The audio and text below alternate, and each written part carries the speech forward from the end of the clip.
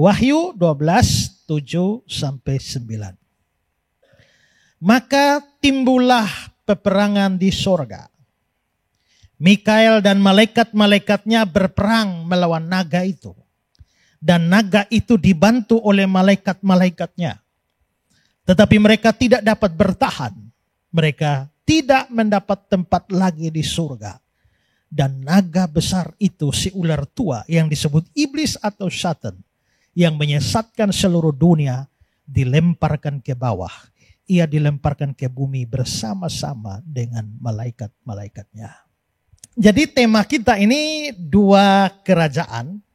Dan karena ini dibahas dalam konteks peperangan rohani, ini artinya ada peperangan rohani di antara dua kerajaan. Nah, dikatakan bahwa peperangan ini terjadi di sorga. Perhatikan ayat 7. Maka timbullah peperangan di sorga. Peperangannya di sorga. Dan karena ini peperangannya di sorga, maka ini antara makhluk-makhluk roh.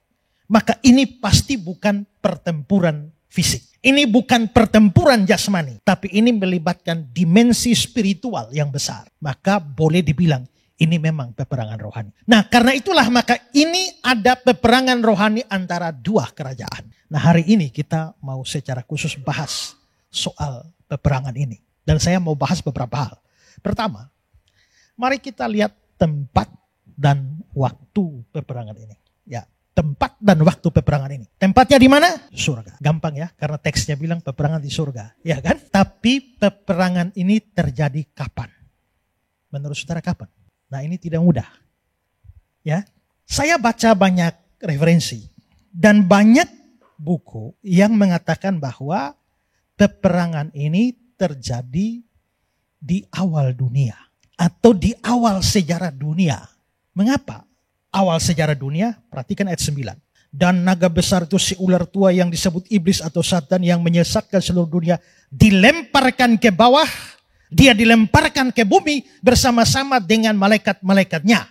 Nah, karena ada kalimat yang saya garis bawahi, iblis dilempar ke bawah, dilempar ke bumi bersama malaikat-malaikatnya, maka ini ditafsirkan. Kalau begitu, waktu Adam dan Hawa kan iblis sudah ada. Berarti ini sebelum Adam dan Hawa.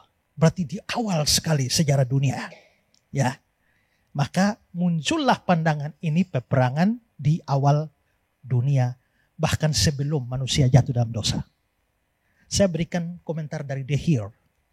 Seorang penafsir, dia bilang di gereja Kristen kuno, maksudnya gereja yang tempo-tempo dulu, ada suatu kecenderungan untuk menganggap peperangan antara Mikael dan sang naga itu, yang di sini disebutkan dalam pasal 12, sebagai pemberontakan iblis, ketika ia ini memberontak terhadap Allah dan malaikat yang baik berubah menjadi iblis.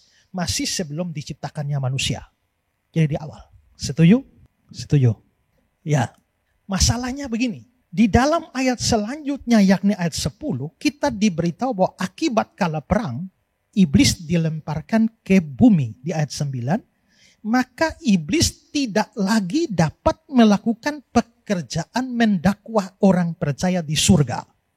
Atau di hadapan Allah. Seperti yang biasa iblis lakukan siang malam. Juga pada saat iblis si pendakwa dilempar ke surga, maka dimulailah keselamatan dan kuasa dan pemerintahan Allah kita. Yakni Kristus. Lihat ayat 10. Ini kan setelah ayat 9 kan iblis sudah dilempar ya. Lalu dibilang, dan aku mendengar suara nyaring di surga berkata, sekarang telah tiba keselamatan dan kuasa dan pemerintahan Allah kita dan kekuasaan Dia yang diurapinya. Karena telah dilemparkan ke bawah pendakwa saudara-saudara kita yang mendakwa mereka siang malam di hadapan Allah kita. Nah, lihat kembali ayat 10 ya. Berarti gara-gara kalah perang, iblis dilempar ke bawah, dia tidak bisa mendakwa lagi. Ya kan? Kalau begitu sebelum kalah perang, iblis mendakwa, ya kan? Nah, kalau ini terjadi di awal dunia, terus dia dakwah siapa? Ya kan? Dakwah siapa? Bahkan mungkin Adam saja belum diciptakan. Dakwah siapa? Kalau ini di awal dunia. Kedua, masih tetap di dalam ayat 10 tadi ya. Gara-gara iblis dilemparkan, ya, sekarang telah tiba keselamatan dan kuasa dan pemerintahan Allah kita dan kekuasaan yang diurapinya. Tapi saudara gini loh, itu berarti Kalau sampai ada kasus di mana iblis mendakwa manusia, berarti dia belum dilempar kan? Saudara ngerti maksud saya? Gara-gara dilempar, maka dia tidak bisa mendakwa lagi. Artinya kalau dia masih mendakwa, berarti belum dilempar. Sekarang mari kita lihat contoh kasus iblis mendakwa. Ayub 1, ayat 6 sampai 11. Pada satu hari datanglah anak-anak iblis menghadap Tuhan. Dan di antara mereka datang juga iblis. Pada suatu hari anak-anak Allah itu malaikat-malaikat menghadap Tuhan. Di mana? Mungkin di surga ya. Di antara mereka datang juga iblis. Berarti iblis masih masuk surga ya. Dia bikin apa? Maka bertanyalah Tuhan pada iblis, dari mana engkau? Lalu jawab iblis kepada Tuhan, dari perjalanan mengelilingi dan menjelajah bumi. Lalu bertanyalah Tuhan kepada iblis, apakah engkau memperhatikan hambaku Ayub? Sebab tiada seorang pun di bumi seperti dia, yang demikian saleh, jujur, yang takut akan Allah, dan menjauhi kejahatan. Jadi salehnya Ayub ini dipuji langsung oleh Tuhan. Itu luar biasa ya. Biasanya ada orang yang puji saya saleh, tapi saya tidak saleh. Atau kita memuji orang lain saleh, wih bapak orang saleh. Tapi ternyata gak saleh juga. Tapi yang Ayub ini Tuhan puji langsung. Berarti betul-betul saleh itu ya. Tapi ternyata iblis bilang, apakah dengan tidak mendapat apa-apa Ayub takut akan Allah? Bukankah engkau telah membuat pagar sekeliling dia dan rumahnya serta segala dimilikinya? Apa yang dikerjakannya kau berkati, apa yang dimilikinya makin bertambah di negeri itu. Jadi dengan kata lain iblis bilang, memang saja Tuhan berkati semua. Makanya dia takut Tuhan, coba ambil semua itu. Pasti dia murtad itu. Tapi ulurkanlah tanganmu, jamalah segala yang dipunyainya. Dia pasti mengutuki engkau di hadapanmu. Jadi dengan kata lain iblis mau berkata bahwa Ayub itu beriman karena Tuhan berkati. Kalau berkat tidak ada pasti murtad. Maka di situ iblis mendakwa Ayub di surga. Kalau begitu zaman Ayub ini iblis sudah dilempar atau belum dari surga? Belum. Karena masih bisa mendakwa.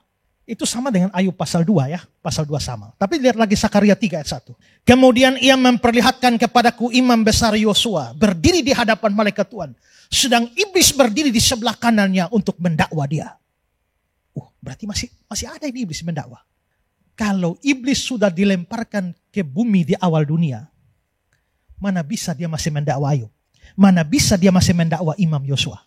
Ya, maka sepertinya peperangan ini tidak terjadi di awal dunia. Terus kapan peperangan ini terjadi? Pertama-tama kita harus lihat bahwa peperangan ini ada hubungan dengan Kristus. Perhatikan ayat 10 sekali lagi. Dan aku mendengar suara nyaring di sorga. Berkata, sekarang telah tiba keselamatan dan kuasa dan pemerintahan Allah kita. Dan kekuasaan dia yang diurapinya. Dalam versi King James dikatakan bahwa power of his Christ. Kekuasaan dari Kristusnya. Maka ini berarti bahwa peperangan ini dan kekalahan iblis itu harus ada hubungan dengan Kristus. Kalau itu terjadi di awal dunia, itu belum ada hubungan dengan Kristus. Ya. Selain itu lebih spesifik, ini bukan hanya berhubungan dengan pribadi Kristus, tapi berhubungan dengan pengorbanan Kristus. Tahu dari mana? Ayat 11. Dan mereka mengalahkan dia oleh darah anak domba. Berarti darah anak domba itu yang menyebabkan Mikael dan malaikat-malaikatnya bisa mengalahkan iblis. Kalau darah anak domba itu berarti terjadi kapan itu? Kalau Yesus belum mati, belum ada darah anak domba. Tapi bahwa ini darah anak domba berarti Kristus harus sudah mati. Sudah mencurahkan darahnya dulu. Berarti di awal dunia? Bukan. Bukan hanya Kristus sudah mati di awal karena ada darah anak domba. Tapi juga waktu iblis dikalahkan, itu sebagai tanda dimulainya kekuasaan Kristus di surga. Perhatikan ayat 5. Maka ia melahirkan seorang anak laki-laki, itu Kristus, yang akan menggembalakan semua bangsa dengan gada besi. Kita bandingkan dengan Wahyu 19 ayat 15. Dan dari mulutnya keluar sebilah pedang tajam yang akan memukul segala bangsa, dan dia akan mengembalakan mereka dengan gada besi. Kristus setelah itu, pada konteks itu, dia akhirnya mengembalakan, memimpin semua bangsa. Dan pada waktu iblis kalah, kekuasaan Kristus dimulai.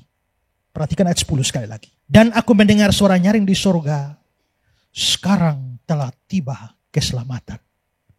Oke.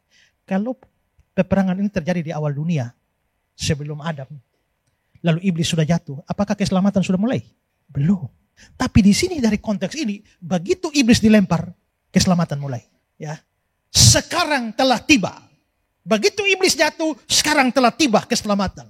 Kuasa pemerintahan Allah kita, kekuasaan Kristus dimulai. Nah, kalau sudah begini, mari kita coba data. Berarti peperangan itu terjadi, pertama, harus ada hubungan dengan Kristus. Kedua, harus ada hubungan dengan kematian Kristus karena ada darah. Dan ketiga, harus ada berhubungan dengan Kristus memerintah sebagai raja dan keselamatan dimulai. Maka pertanyaannya adalah kapan? Kapan peristiwa Kristus sudah mati lalu mulai berkuasa dan keselamatan dimulai bagi kita? Peristiwa Kristus apa yang cocok dengan itu? Kematian? Tapi kalau dia mati dia belum berkuasa loh. Ya? Pasca mati bangkit juga belum. Bangkit. Tapi dia harus bertahta dan memerintah. Kapan Kristus bertahta dan memerintah di surga? Setelah naik. Setelah naik. Nah, kita lihat contoh perbandingan. Ibrani 1:34. Dan setelah ia selesai mengadakan penyucian dosa, dia duduk di sebelah kanan yang maha besar di tempat tinggi. Jauh lebih tinggi dari malaikat-malaikat. 1 Petrus pasal 3. Oleh kebangkitan Yesus Kristus yang duduk di sebelah kanan Allah setelah dia naik ke surga. Sesudah segala malaikat, kuasa, kekuatan ditaklukkan padanya. Kalau begitu, momen di mana Kristus memerintah, itu adalah setelah dia naik ke surga.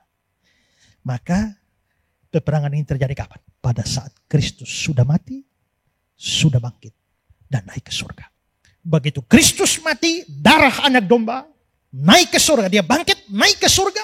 Begitu dia naik ke surga, langsung terjadi peperangan di surga. Ya, makanya ayat 10 bilang, setelah itu sekarang telah tiba keselamatan dan pemerintahan Kristus. Kristus mulai memerintah ketika dia naik ke surga. Jadi ini bukan peperangan di awal dunia, tapi peperangan setelah Kristus mati, bangkit, dan naik ke surga. Kita kok gak tahu ya? Ya memang ini dunia roh. Ya kan? Ini dunia roh. Karena Kristus mati, bangkit, naik ke surga, kita tidak tahu apa-apa lagi. Tapi rupanya setelah Kristus naik ke surga, mulai terjadi pergolakan di surga. Jadi rupanya sebelum Kristus naik ke surga, iblis masih bebas masuk surga dan mendakwa orang percaya. Makanya Ayub bisa didakwa. Kenapa? Karena waktu Ayub didakwa itu, Kristus belum ke surga. Bahkan belum datang. Imam Yosua itu bisa didakwa karena bahkan jangankan Kristus naik ke surga, datang ke dunia pun belum. Maka sebelum Kristus naik ke surga, kelihatannya iblis masih diberikan kebebasan untuk naik ke surga. Dan karena itu kerjanya dia siang malam mendakwa orang percaya. Makanya dia dakwa Ayub. Makanya dia dakwa Imam Yosua. Dia dakwa kita semua ini, dia mendakwa. Tapi begitu dia Kristus naik ke surga, maka terjadilah peperangan. Dan setelah itu dakwaan selesai.